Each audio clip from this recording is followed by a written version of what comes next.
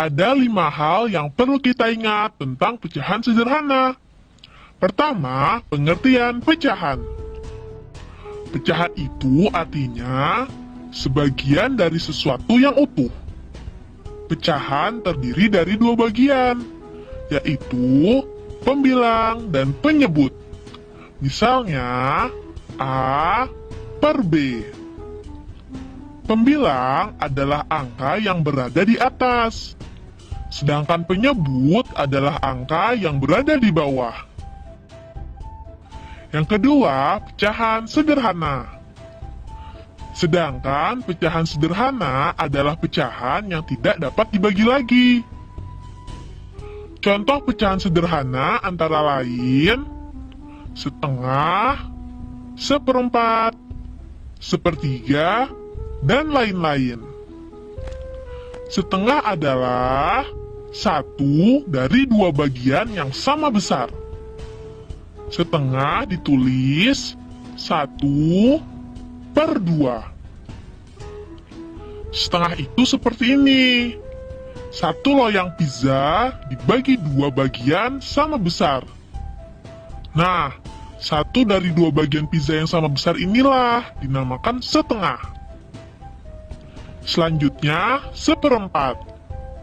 Seperempat adalah 1 dari 4 bagian yang sama besar. Lambangnya adalah 1 per 4. 1 loyang pizza dibagi menjadi 4 bagian yang sama besar. Nah, 1 dari 4 bagian yang sama besar inilah yang dinamakan seperempat. Sekarang sepertiga.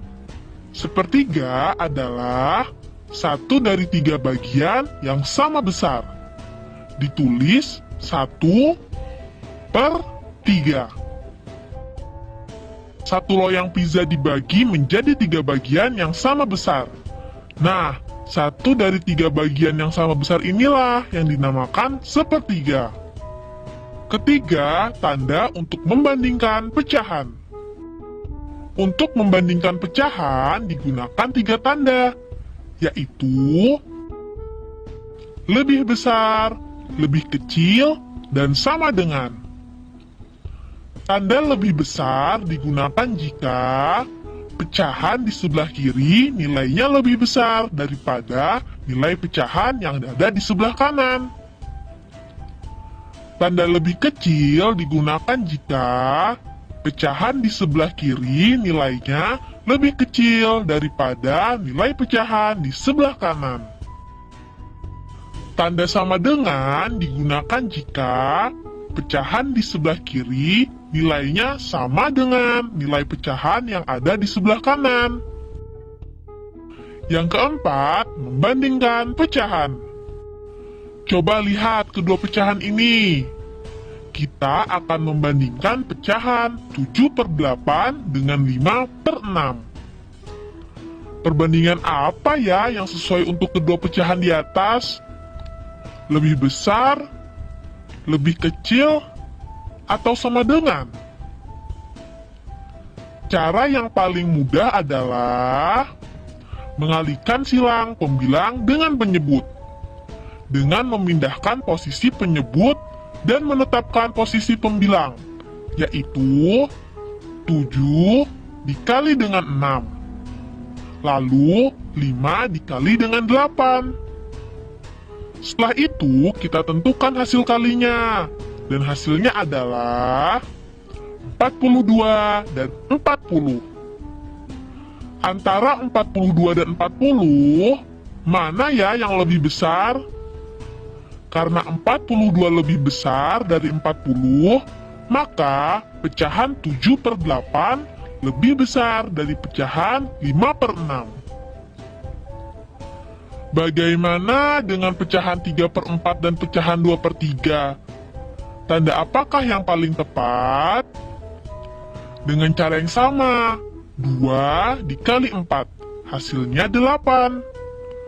Dan 3 dikali 3, hasilnya 9.